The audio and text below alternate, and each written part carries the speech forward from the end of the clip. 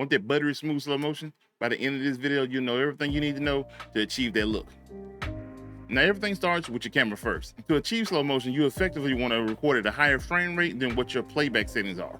So for instance, if your playback settings at 24 FPS, you want to record at least 60, maybe 120 if you're lucky, even 30 FPS, as long as it's higher than 24. Now, theoretically, you're not supposed to be able to slow down 24 FPS footage, but it is achievable to a certain extent here within DaVinci Resolve, utilizing optical flow, but I'll get into that a little bit later. Now, whether you shoot on your phone or a mirrorless camera, you can go to the settings and change the frame rate. Now, something you also want to be aware of is that your shutter speed is double that of your frame rate. My frame rate here is 30 FPS, therefore my shutter speed need to be 1/60. So I change this to 60 FPS, then my shutter speed need to be 1/20. I don't have the option to do 1/20 right now. I can do 125, which is still in the same ballpark, so you're still good to go. Now, if you're shooting with a cinema camera or something like a FX3 or FX30 like I have here, you can also shoot using shutter angle. So then you can go into your menu, go to exposure, and then go to shutter mode and change it from speed to angle. The 180-degree shutter angle rule is a fundamental cinematography guideline that helps create natural-looking motion blur and video footage. It comes from the days of old film footage, or old film cameras, and it's still widely used in digital cameras today. With shutter angle, you can set it and forget it. You can change your frame rate to whatever you want to, anywhere from between 24 to 120, and leave the shutter angle at 180, and you still get the proper motion blur, and of course you can still create slow motion in post-production. So now you adjusted your settings, you shot your footage. Now I'm going to go into DaVinci Resolve and show you how to slow it down. And in Resolve, there's a number of ways to do this. If you know for a fact you want that entire clip to be slowed down, you can actually go into your media pool, right-click, select clip attributes, and then adjust it to whatever your timeline playback is. So this timeline, I'm at 24 FPS. So if I hit OK, it's going to change the clip attributes to 24 FPS. Again, this is going to change the entire clip. No matter how big or small of a section of the footage you put on your timeline, the whole time, that whole footage is going to be 24 FPS. As you can see here, the playback is buttery smooth. Now, essentially what clip attributes did, since that footage is shot at 60 frames per second, it slowed it down to 40%. But where did they get the 40% from?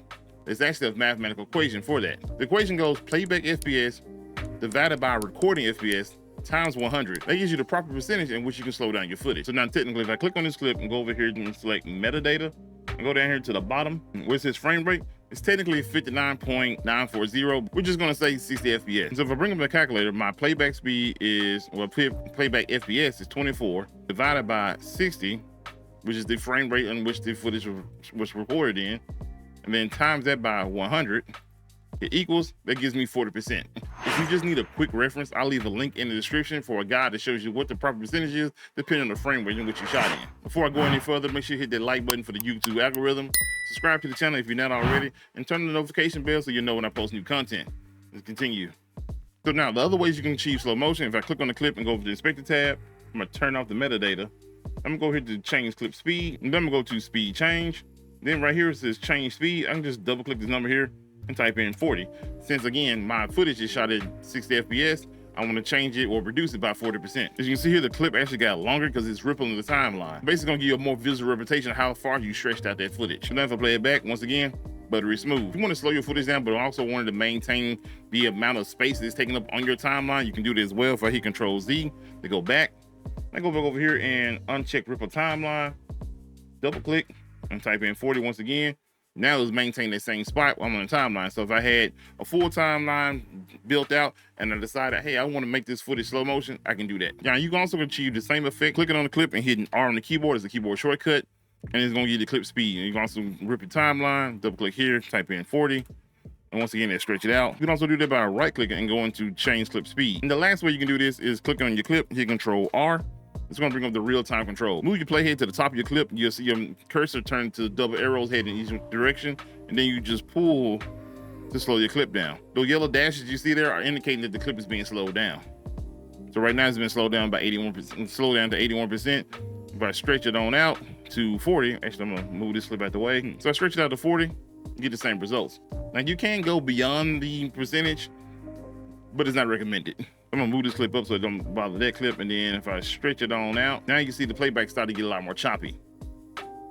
That's happening because you stretch the clip out too far. It's not enough frames to fill in those gaps. That's also why if your timeline is at 24 FPS, it's not recommended to actually slow down your footage.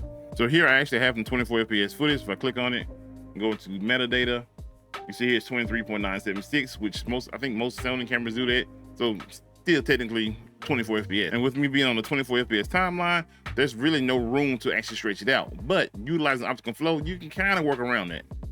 If I click on this clip here and click Control R and stretch it out, I find around about 70 to 65 or so. It's not too bad. So if I play it back, you see it's kind of laggy, kind of choppy a little bit. Then I'm gonna go over here I'm gonna turn off the metadata once again. Go over here to real-time scaling and real-time processing. I'm gonna hit the drop down and select optical flow. Now this is available in the free version and of course studio version. And then motion estimation, hit the drop down. I think on the free version you only have enhanced better, and with the studio version you have the neural engine AI stuff that you can use. So I'm gonna go down here to select AI speed warp better.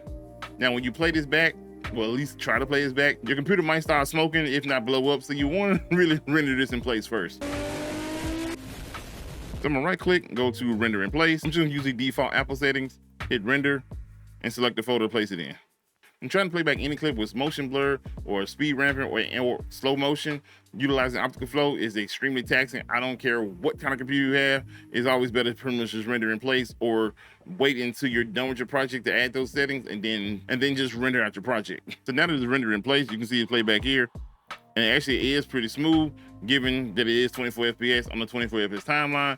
So the AI basically is filling in those gaps in which where we stretched out the footage. Now, if you have the ability to shoot at a higher frame rate, it's always best to do so to get those better results. I usually recommend when I'm talking with a client that's gonna shoot the footage themselves to just basically shoot the entire video at 60 FPS. That way your video files are not too big, but also you have their range in order to use slow motion. If you have the ability to shoot at 120 FPS, you basically want to kind of reserve this for anytime it's a scene that you know for a fact you want to be in slow motion. That way you won't have such big video files that you're dealing with. Most Samsung and iPhones can actually shoot up to 240 FPS. Maybe a little bit overkill depending on what you're doing, especially for music videos. You want to probably say that maybe for like sporting events and things like that, but to each his own. So now you're a master of slow motion. Go out there, film something, post it, tag me here on YouTube or IG. Links will all be in the description down below. And also the quick reference guide is in the description as well if you need a quick reference to the percentages for your slow motion. If you have any questions, drop them down below and I'll see you in the next video. Before I go any further, make sure you hit that like button for the YouTube algorithm. Subscribe to the channel if you're not already, and turn on the notification bell so you know when I post new content. Let's continue.